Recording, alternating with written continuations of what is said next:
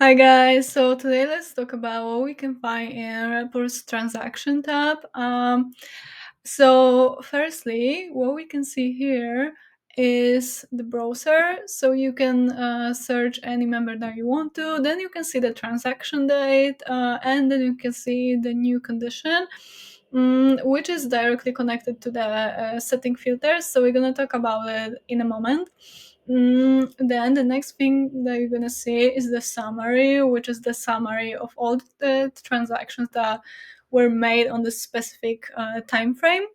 Then you can see the sellers. You're gonna see the list of sellers, which means the team members that have sold the products on the specific time frame, and then the summary of all the transaction, along with the list of all the products that were sold.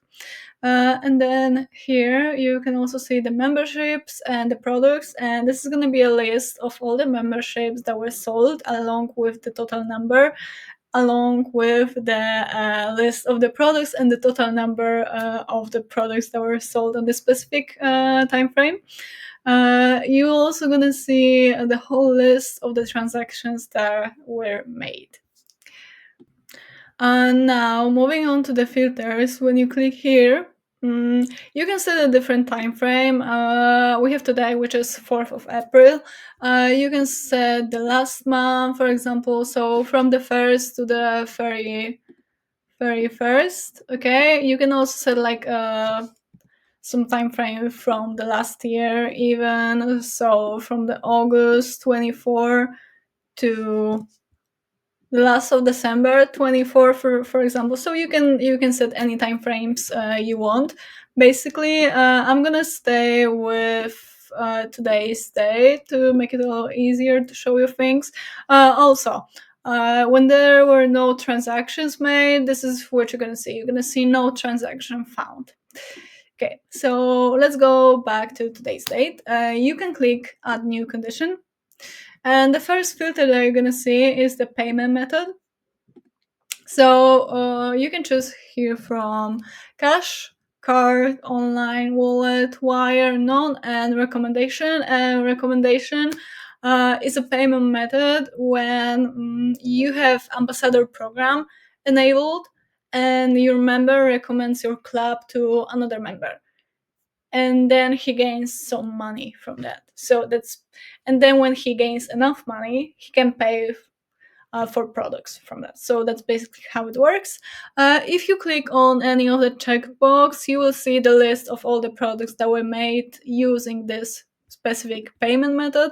So if we click payment method card, you can see the whole list here. Okay, and another filter that you can check here is receipt. You can check the invoice, receipt, and none. If there were none, if you didn't choose any receipt. When it comes to invoices, you can see the invoice here. You will be able to download it and send it to your member if you forgot to click to send it when you finalize the payment, because when your member has all the data needed for invoice to be generated, then at the end of finalizing the payment, the system is going to ask you, do you want to send the invoice to your member? And if you want to, you can click obviously yes. But if you forgot to do that, you can always do it later also from here, resend invoice. Okay, you can delete the filter here, and we're gonna move to the next one, which is the search query. So you can look up any member or seller or product that you want to. So I can look up a member that has a name Matteo. Okay, so I can see a transaction that is connected directly to this member, but also if I want to search the seller, I can do so. So I can type Aneta, and then I see anything that has this name in it. Then we're gonna delete this filter and move on to the next one. We also have the filter show removed and unfinished. So this is gonna show you the transactions that are gonna be marked as marked in red. And this is connected to the transactions that were previously deleted or unfinished when it comes to online transactions. This happens when a member, for example, starts out transactions, but he doesn't finalize it for some reason, I know. Or he had like some internet connection problem, anything like that, and he was not able to finalize the payment, and this is when you're gonna see it. And when you remove the transaction from the system by yourself, you will also see it here. Removing transaction option is only available for you as an owner, not for your team members.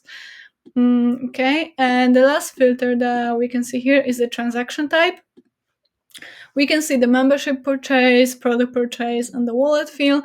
Wallet field is shown separately because it is not connected to any specific transaction. Okay, when you click on the membership purchase, you will see all the transactions that were made when it comes to memberships. The last thing that you can find in this transaction tab is when you click on those three dots in here. And now, depending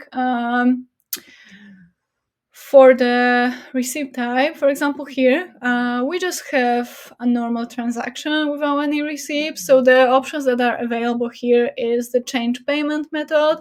You can change it from wire, cash to card. And also very important annotation is that only you can change it when it comes to transactions that were made in clubs. So it is not possible when it comes to online transaction, just to be clear here.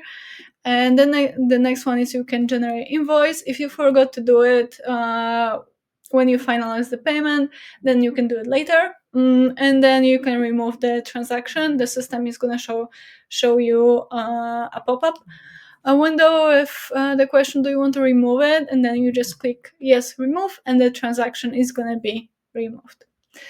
And when it comes to the transactions that had invoice generated to it, you can also change the payment method. You can download invoice once again, and you can resend the invoice to this member. Then you can also change the transaction date to any other one. And you can also change invoice titles if it's needed. So that's what you can do here. And I hope it was helpful, and have a great day.